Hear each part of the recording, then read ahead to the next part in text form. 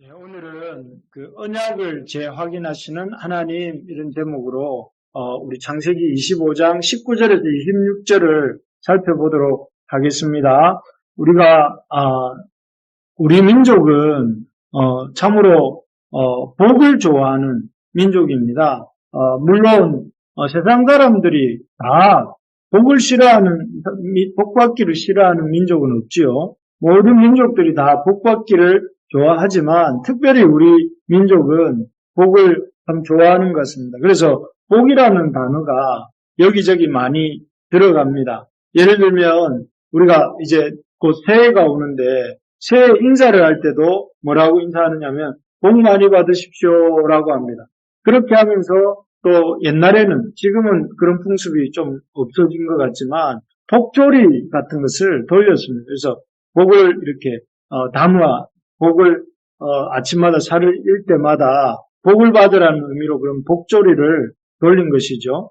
또 잠을 잘 때도 베개를 뱉는데 그 베개의 양옆으로도 보면 복자를 서놓고 이렇게 그 베개를 베고 잤습니다. 그래서 자는 동안에도 복이 찾아 들어오라고 하는 것이죠.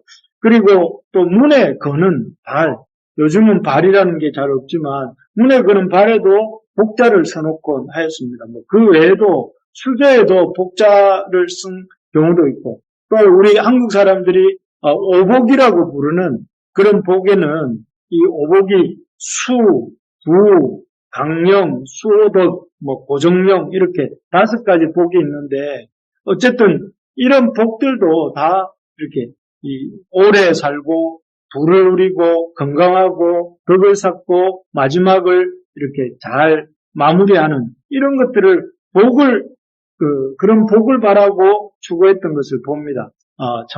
그래서 우리 민족은 복에 대한 사모함이 있는 그런 민족입니다. 그런데 그래서인지 모르겠지만 성경을 읽을 때도 성경이 복을 주는 책이다 이렇게 생각하면서 열심히 읽습니다. 사실 맞는 말씀이지만 그래서 어떻게 보면 성경을 읽을 때도 이 사람은 이래서 복을 받았고 또 저 사람은 저래서 복을 못 받았고 하면서 내가 복을 받으려면 나는 어떻게 해야 되지? 내가 저 복을 받으려면 이렇게 해야 되겠구나 이런 생각을 많이 하는 것 같습니다. 물론 안 그렇게 보시는 분도 있겠지만 대부분 그런 마음을 마음에 깔아놓고 성경을 읽는 것 같습니다. 하지만 정말 성경이 우리에게 어떻게 하면 복을 받는지, 어떻게 하면 복을 못 받는지 이것을 가르쳐 주시기 위해 쓰여진 그래서 우리가 성경을 읽을 때마다 복 받는 방법을 알고자 성경을 읽어야 하는 것일까요? 우리가 내가 복을 받기 위해서 어떻게 살아야 되는가, 이것을, 이렇게, 배우기 위해서, 알기 위해서 성경을 읽어야 하는 것일까? 정답은 아닙니다. 왜냐하면, 성경에는 특히 우리가 보고 있는 이 아브라함을 보고 있지 않습니까? 이 아브라함의, 또 아브라함의 후손들의 삶을 바라볼 때에 그들이 이제 복을 받았지 않습니까? 그런데 우리가 이제 그러면 우리의 생각대로 하면은 아브라함은 뭘 해서 복을 받았는가 이렇게 생각을 하고 아브라함을 살펴볼 수 있는데 그런데 우리가 2주 전부터 계속해서 보는 것은 아브라함이 복을 받은 것은 아브라함이 뭔가 선한 행실을 하고 또 복받을 행동을 해서 복을 받았다 하고 보기에는 어렵습니다. 예를 들면 어떤 것이 있습니까? 아브라함이 부르심을 받고 가나안 땅에 도착했을 때에 그가 도착한 그 가나안 땅에 기근이 옵니다. 기근이 왔을 때 그가 하나님 말씀에 참 복을 받으려면 그 땅에 남아 있었어야 되는데 견디지 못하고 애굽으로 또 이렇게 기근을 피해서 애굽으로 내려가죠. 또 애굽으로 내려간 것만이 아니라 애굽에서 또 누구를 만나면 바로를 만나는데 바로에게 자기 아내를 루이라고 속여서 어떻게 보면 남편으로서 참 이렇게 해서는 안 될 행동을 하지 않습니까? 그런 것들 보면 참 아브라함이 복받을 만한 그런 인물인가 하는 생각을 하기도 되죠. 또 이 장면을 보시면 알겠지만 지금 한 여인이 아이를 안고 있고 뒤에 한 여인이 그 아이 안는 여인을 쳐다보면서 좀 이렇게 부러운 듯 바라보고 있습니다. 그 장면은 아브라함이 하갈을 통해서 이스마엘이라고 하는 그 자손을 얻는 그런 장면을 그린 사파입니다. 이걸 보면 참 아브라함이 하나님의 약속, 내가 사라와의 사이에서 후손을 줄 것이고 그 후손을 통해서 하나님이 구원의 역사를 이루어 가시겠다 했다는 그 말씀은 온데간데였고 이렇게 인간적인 생각과 방법으로 이렇게 여인을 취하고 또 그래서 자녀를 얻고 기뻐하는 그런 아브라함의 모습입니다. 참 이런 모습들은 결코 아브라함이 우리가 아브라함을 보면서 참 아브라함이 복을 받을 만한 행동을 한 사람이구나. 그래서 아브라함처럼 살아야 되겠구나. 이렇게 생각하지 못하도록 합니다.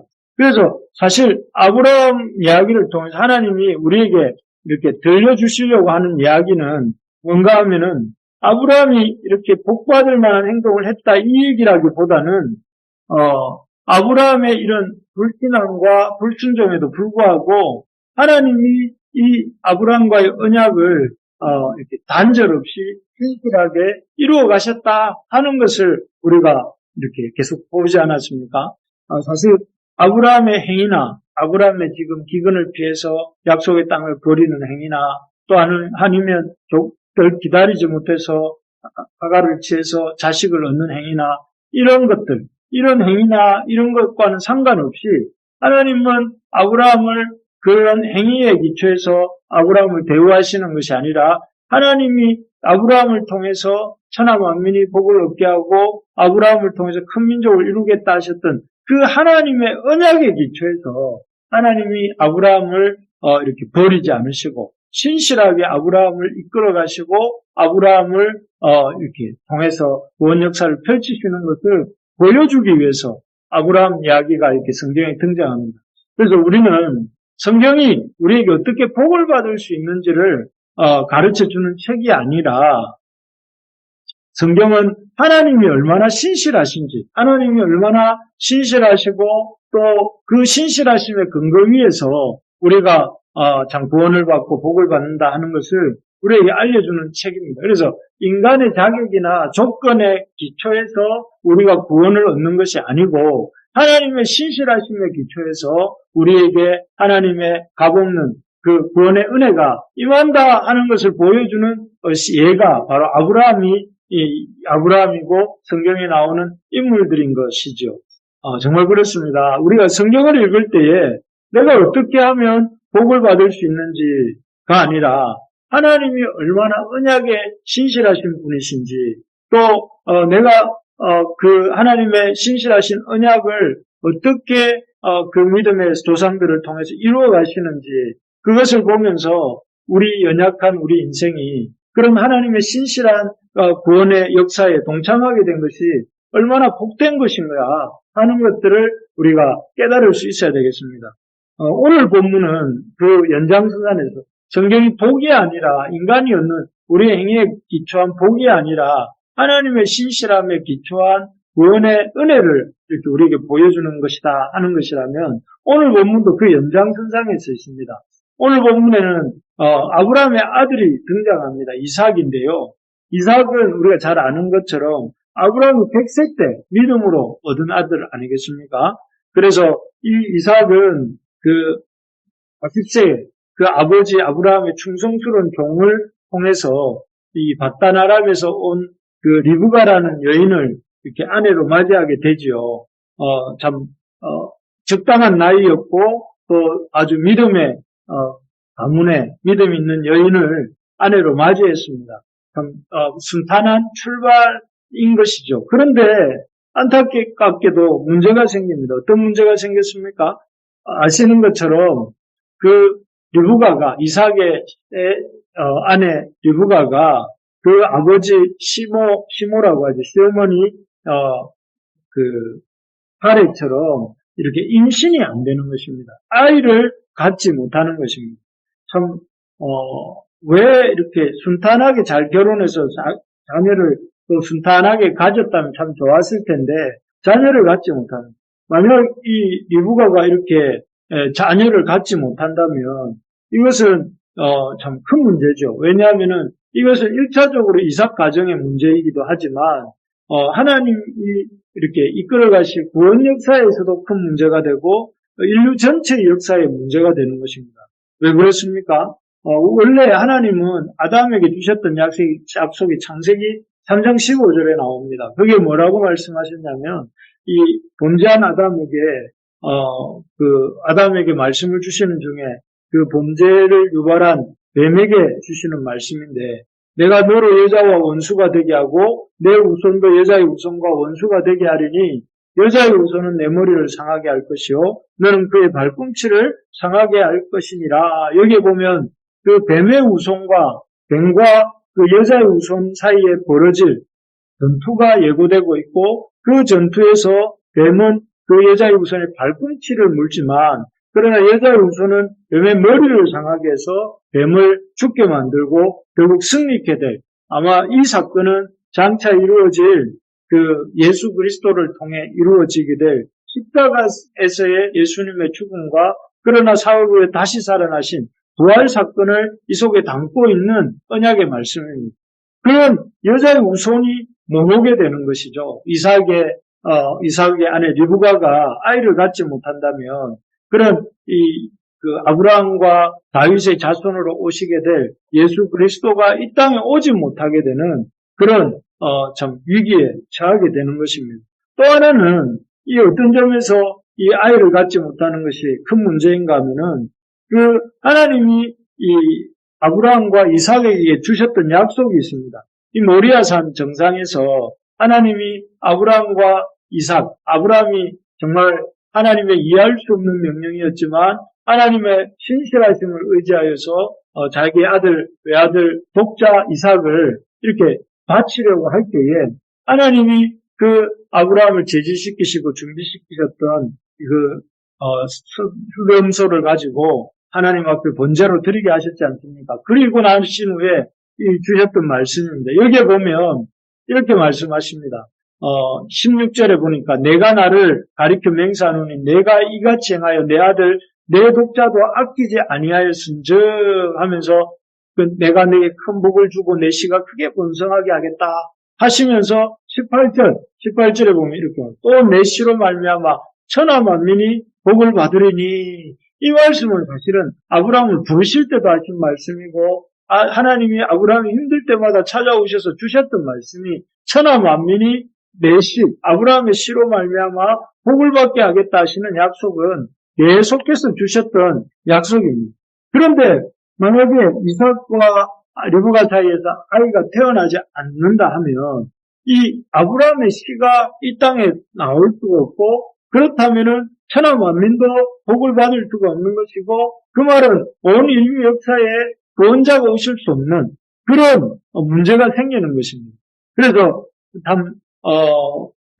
그런 면에서 보면 이 문제는 상당히 심각한 문제죠. 이삭의 가정에도 문제이지만 이삭의 가정뿐만 아니라 여자의 후손으로 오실 그 여자의 후손에 대한 약속도 실현이 어려워지고 또 천하 만민이 복을 받는 일도 어려워지는 그런 문제가 되는 것입니다. 참 그런 것을 생각해 보면 리브가가 아이를 갖지 못한다, 임신하지 못한다는 것은 상당히 큰 문제죠. 참 그런 리브가를 보면서 아이를 갖지 못하는 이삭과 리브가의 가정을 보면서 참 우리가 지극히 인간적인 눈으로 한번 생각해 봅시다. 아주 그 두 사람의 아이를 갖지 못함으로 인해서 하나님의 약속의 말씀이 실현되지 못할 위기 상황에 놓여 있는 이 상황을 우리가 아주 인간적인 눈으로 보면 어떻습니까?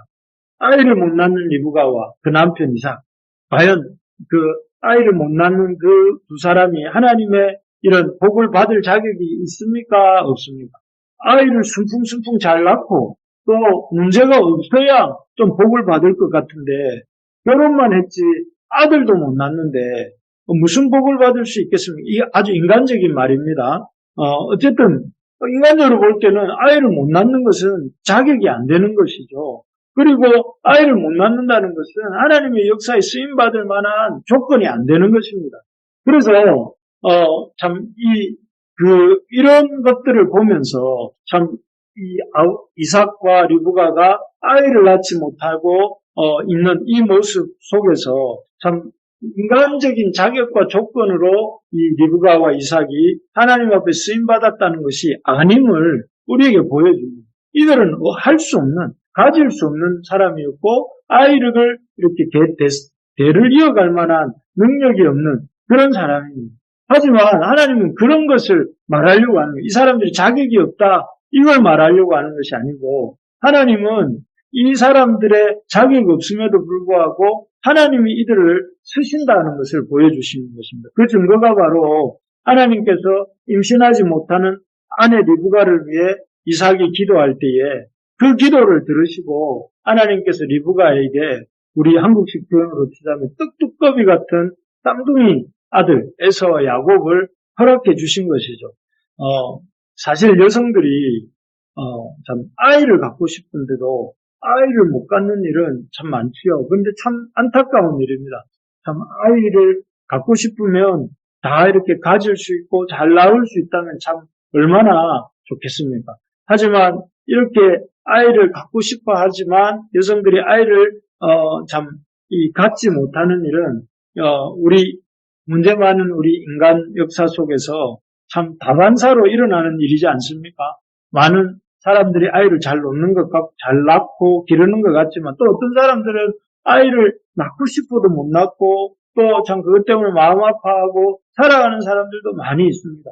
참 그 안타까운 일이죠. 그래서 어떻게 보면 이삭과 리브가 역시 자신들이 아이를 갖지 못하는 일을 이렇게 겪으면서 이것을 자신들에게 주어진 이런 운명으로 생각하면서 우리 팔자에는 우리 삶에는 자식복은 없는가 보다 하고 체념하는 것이 그들에게 참 주어진 그들에게 참 이렇게 그들이 갈 수밖에 없는 그런 길이었을지도 모릅니다.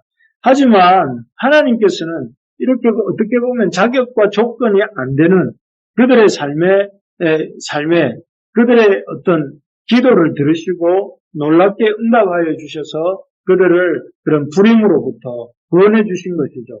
그리고 우상동이를 허락해 주시고 이를 통해서 하나님은 사람들은 자격이나 조건이 안 되는 사람도 하나님 앞에 나올 때에 하나님이 그들을 들어서 쓰신다 하는 것을 우리에게 보여주시는 것입니다. 할렐루야.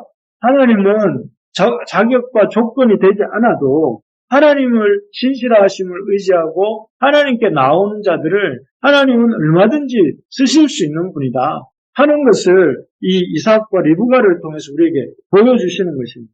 여러분, 참 사람들은 어떻습니까? 우리가 사는 세상은 어떻습니까? 우리가 사는 세상은 자격과 조건이 되어야 쓰는 세상입니다. 아무리 취직을 하고 싶고 또 이렇게 회사를 다니고 싶어도 그 회사가 제시하는 자격과 조건을 갖추지 못하면 수임받을 수가 없습니다. 그 사람이 아무리 이렇게 회사에 대한 열망을 가지고 있지만 이렇게 그 자격과 조건을 갖추지 못하면 이 모든 것을 이렇게 허용해 주지 않는 것이 우리가 살고 있는 세상입니다. 그렇지만 성경은 어떻습니까? 오늘 우리가 보고 있는 아브라함도 그렇고 이삭과 리브가의 가정도 그렇고 그들은 어떻게 보면 자격과 조건이 되지 않는 사람이에요. 아브라함은 아브라함대로 부족함이 있었고 또 이삭은 이삭대로 그 가정에 이 문제가 있었습니다. 그렇지만 그런 자격과 조건이 안 되는 것 같이 보이는 사람들이지만 그러나 하나님의 신실하신 하나님은 어떻게 했습니까? 그 하나님은 그들의 어떤 상태와 이런 것들을 보시고 사용하시는 것이 아니라 주권적으로 하나님의 주권을 가지고 그 아브라함을 사용하시고 하나님의 주권대로 그 이삭과 리브가가 기도할 때 자녀를 주셔서 그들을 통해서 일하시는 이런 모습들을 우리에게 보여주고 계신 것이죠. 그래서 그것이 우리가 요즘 살펴보고 있는 이 아브라함과 또 아브라함의 아들 이삭의 오늘 본 모습인 것입니다. 그래서 참 이 자격과 조건이 안 됨에도 쓰임받는 이런 모습들을 우리가 이 아브라함과 이삭을 통해서 볼 수 있고, 또 오늘 본문에 그들 외에도 또 하나님의 자격과 조건에 상관없이 쓰임받는 사람이 한 사람이 더 등장합니다. 22절, 23절에 등장하는데요. 여기 22절에 보면 이삭의 기도로 리브가의 태중에 두 아이가 들어섰습니다. 그런데 문제가 생깁니다. 무슨 문제가 생기냐면은 리브가의 태 속에서 두 아들들이 싸우고 다투는 것입니다. 그래서 이 문제를 놓고 또 기도하는데 하나님이 어떤 마음을 주시느냐면은 두 국민이 내 태중에 있다 하시면서 이 큰 민족이 작은 민족을 섬기게 될 것이다 이렇게 말합니다. 이 말은 그 두 아이가 리브가의 뱃속에 있는 이 두 아이가 각각 한 민족씩을 이루게 될 터인데 그 두 민족 중에 큰 민족이 작은 민족을 섬기게 되고 또 에서가 야곱을 섬기게 될 것을 말씀합니다. 우리 본문 때문에 많이 하나님에 대해서 불만을 이렇게 갖는 사람들이 종종 있지요. 왜 하나님은 아직 뱃속에 있는 누가 크다 누가 작다 뭐라고 말할 수 없는 그 상태에 있는 뱃속에 있는 태아들을 벌써부터 어떤 사람이 큰 자고 어떤 사람을 섬기게 된다 이렇게 말씀하시는가 하면서 하나님은 너무하시는 거 아닌가 이렇게 불만을 품는 사람들이 있습니다. 근데 하나님이 이 본문을 통해서 우리에게 알려주시는 것은 누가 에서이고 누가 야곱인가 우리 중에 누구는 에서 같은 사람이고 누구는 야곱 같은 사람이고 이걸 말하려고 하는 것이 아니라 하나님이 우리 인간에 대해서 어떻게 생각하시는가 이 야곱과 에서를 중에서 야곱을 택하심을 통해서 우리에게 보여주시는데 그것은 무엇이냐면 하나님이 우리 인간들을 다 야곱처럼 생각하고 그렇게 여기신다 하는 것입니다. 참 세상은 어떻습니까 여러분? 세상에서는 금수저로 태어나서 학벌 좋고 능력 많은 사람들이 위에서 군림합니다.